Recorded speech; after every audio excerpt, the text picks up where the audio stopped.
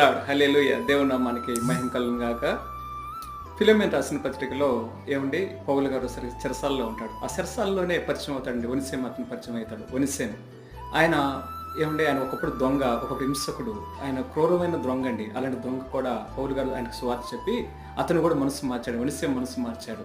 అయితే ఒనిసేము మనసు మారిన తర్వాత పౌలు గారికి చక్కటి పరిచర్య చేస్తా ఉన్నాడండి. పరిచర్య చేస్తా ఉంటే అతని మీద మంచి నమ్మకం కలిగి ఇతను పర్లేదు ఇక్కడ బయట కూడా సువార్త ప్రకటించవచ్చని చెప్పేసి ఈ పౌలు గారు ఫిలెమోనుకి ఒక పత్రిక రాస్తాడు, సువార్త రాస్తాడు. ఇతను నీ వల్లే మంచి నమ్మకంగా ఉంటాడు, నువ్వు నాకు ఎలాగైతే పరిచర్య చేశాడు ఇతను కూడా నాకు పరిచర్య చేస్తాడు, ఇక్కడ పరిచర్య చేస్తా ఉన్నాడు, ఇతను మంచి స్వార్థికుడు అవుతాడు అని చెప్పేసి మాట్లాడుతున్నాడు పౌలు గారు.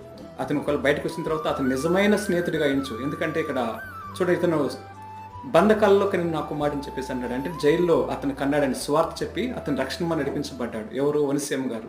పౌలు గారు ఒనిసేము నడిపించబడ్డాడు.